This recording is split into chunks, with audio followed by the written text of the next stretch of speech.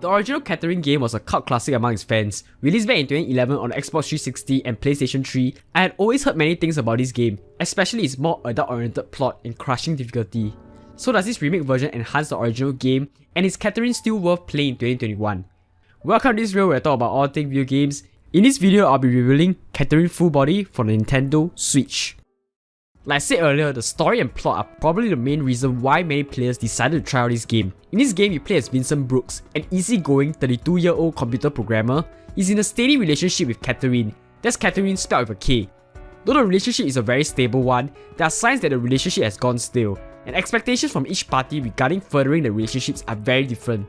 Qatherine with a K wishes Vincent to fully commit and take the relationship to the next level, whereas Vincent just wants to stay in the comfort zone and not feel tied down. To complicate things further, not long after the game starts, Vincent met another girl, Qatherine. That's Qatherine with a C. She has a more free-spirited and carefree personality, while also being incredibly sexy. Vincent will end up falling to temptation, which led to the first case of cheating. This setup is just great in my opinion. A lot of the events listed here feel very natural. It can happen to many of us in the real world, which makes Vincent very relatable at the start. Of course, the story does start to go into many different directions based on what actions you take or did not take, as well as the alignment system. The main appeal of the story, in my opinion, are the different themes and metaphor it delivers. It's a game that you can't just take as face value. You kind of have to reflect on your life and relate to them. Themes like commitment, sexuality, infidelity, love, freedom. Most of these central themes aren't covered in other games out there, which really differentiates Qatherine and make it stand out among other games. As part of this full body remake, Atlas has added new story beats with the addition of another character.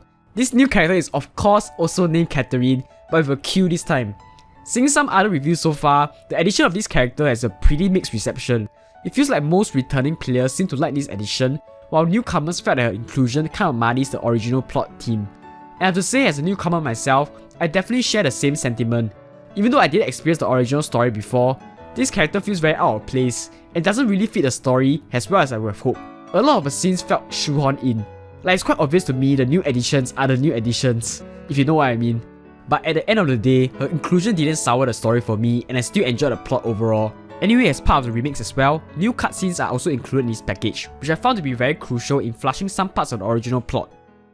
The gameplay of Qatherine Full Body is split between two halves, the visual novel-esque sections and the nightmare sections. Firstly, in the visual novel-esque sections, you're mainly just watching cutscenes, talking and interacting with different people, and sometimes replying to text messages. I would definitely recommend talking to most of the people in the bar, as they do provide bits and pieces of world building that is pretty nice. But other than those things, there's nothing out of the ordinary in this section. In the nightmare sections is where most of the gameplay lies. The gameplay here revolves around pulling and pushing blocks to form structures for you to climb to the top. This sounds like a pretty simple goal on paper, but it really amps up in difficulty very quickly, especially in the first few stages where you're still trying to get to grip with the mechanics. Not to forget that different blocks with different properties are introduced at certain stages that makes the climb even more difficult. One block type I had trouble when I first started is the ice block, which makes Vincent slip all the way in one direction. It also makes blocks that are pushed to slip all the way in one direction as well. It created quite a headache when I started this stage. The initial difficulty spike definitely made me quite mad, and oftentimes I was considering switching to a lower difficulty. But towards the end, as I got used to the mechanics and different block patterns and different techniques, the game became insanely fun.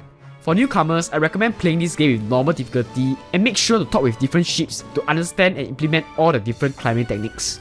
As part of this remake, there's also a new remix mode which adds different clustered blocks. I definitely recommend the remix mode as it adds different strategies to consider when climbing. Anyway, if you can't tell already, I love this puzzle climbing gameplay a lot. It has a lot of time you have to think on the fly on the best configuration to make it to the top. And when you successfully solve and execute it, the high you get is really good. This kind of reminds you of Tetris in a way, has the frantic nature of carefully positioning while trying your best to stay alive.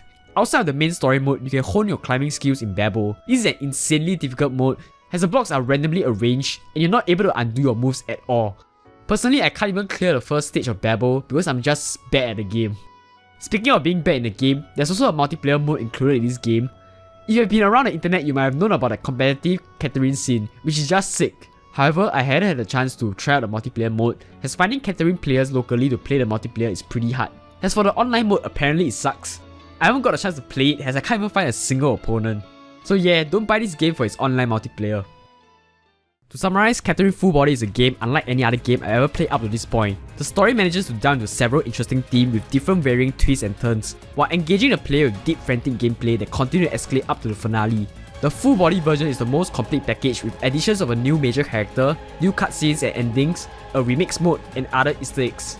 But the only one main gripe I have is the abysmal online mode. As such, I'm giving Qatherine Full Body an 8 out of 10. It is truly a special game and Full Body is the definitive way to experience this classic. I would recommend it to you if you're intrigued by its story.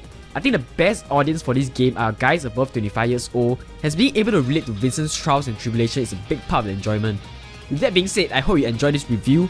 Let me know in the comment sections below what are your thoughts on this game, and if you want to see my review of another Atlas cult classic, you can click here to see my review of Reign Historia Perfect Chronology. For more Atlas, Nintendo Switch and game reviews, press the subscribe button. So long guys, so long.